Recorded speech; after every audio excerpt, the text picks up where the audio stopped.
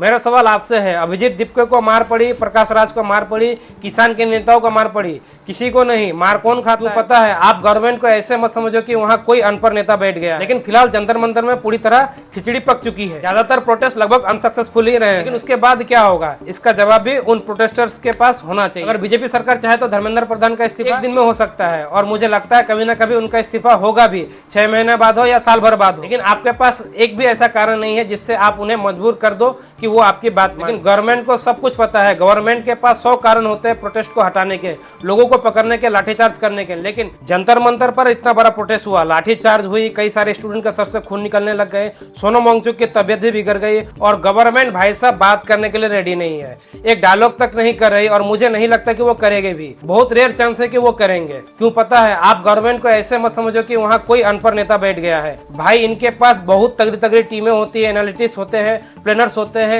इनको बहुत अच्छे से पता है कि रिस्क और रिवार्ड रेशियो क्या है। जैसे मैं आपको समझाता हूँ, एक बंदा था ड्वाइट ओजर्ड, उसने 1995 में प्रिडिक्ट किया था कि फ्यूचर में क्या होगा। उसने एक शब्द दिया था, सिलेक्टिव विजन।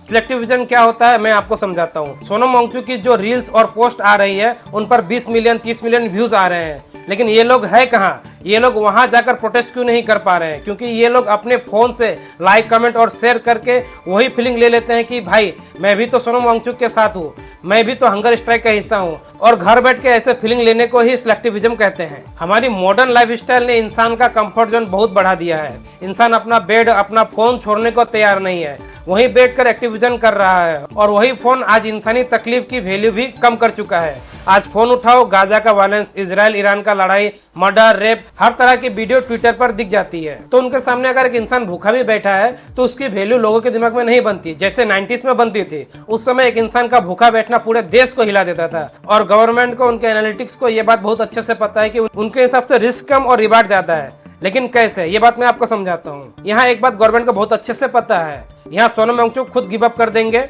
या फिर दूसरा तरीका, अगर हेल्थ एक क्रिटिकल थ्रेशोल्ड से नीचे चली गई तो अथॉरिटीज इंटरफेयर करेगी, प्रोटेस्ट रुकवाने की कोशिश करेगी, और उन्हें कुछ खिलाने की कोशिश करेंगी, और ऐसा उन्होंने किया भी है। लीगल मैकेनिज्म यही कहता है कि किसी की जान नहीं जानी चाहिए।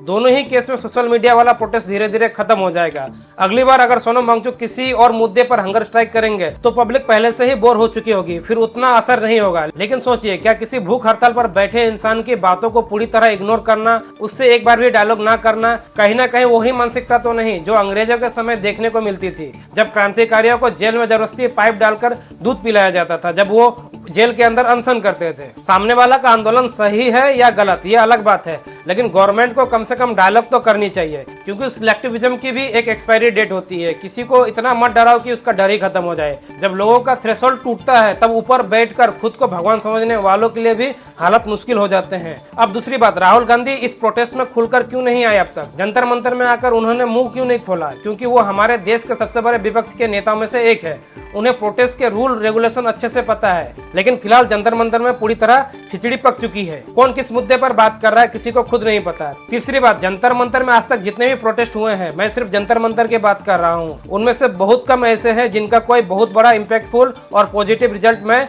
देख पाया हूँ। ज्यादातर प्रोटेस्ट लगभग अनसक्सेसफुल ही रहे हैं। यहाँ बस यही हो रहा है कि स्टूडेंट्स और युवाओं को भड़काकर वहाँ बुलाया जा रहा है, भीड़ इकट्ठी करके गवर्नमेंट को डर दिखाने की कोशिश की जा रही है। लेकिन गवर्नमेंट को सब कुछ पता है। गवर्नमेंट के पास 100 कारण होते हैं प्रोटेस्ट को हटाने के, लोगों को पकड़ने के, लाठीचार्ज करने के। लेकिन आपके पास एक भी ऐसा कारण नहीं है जिससे आप उन्हें मजबूर कर दो कि वो आपकी बात माने। और जब ये सब हो रहा होता है तो बड़े बड़े नेता कहाँ होते हैं? मेरा सवाल आपसे है, अभिजीत दीपके को मार पड़ी, प्रकाश राज को मार पड़ी, किसान के नेताओं को मार पड़ी, किसी को नहीं। मार कौन खाता है? वही आम आदमी जो प्रोटेस्ट में जाता है, वही छात्र जो अपना दिन बर्बाद करके वहाँ पे है। इसलिए मुझे लगता है कि कई लोगों के लिए ये सिर्फ टीआरपी और नाम कमाने का जरिया बन चुका है। हर चीज की एक एक्सपायरी डेट होती है, इसकी भी होगी। 10-15 दिन के बाद कोई नया मुद्दा आ जाएगा। अब आखिरी बात, अगर बीजेपी सरकार चाहे तो धर्मेंद्र प्रधान का इस्तीफा एक दिन में हो सकता है, और मुझे लगता है कभी ना कभी उनका इस्तीफा होगा भी, 6 महीने बाद हो या साल भर बाद हो। लेकिन बीजेपी सरकार इस प्रोटेस्ट को उसका क्रेडिट नहीं देना चाहती। बात को समझिए, क्रोनोलॉजी को समझिए, इतना आसान नहीं है।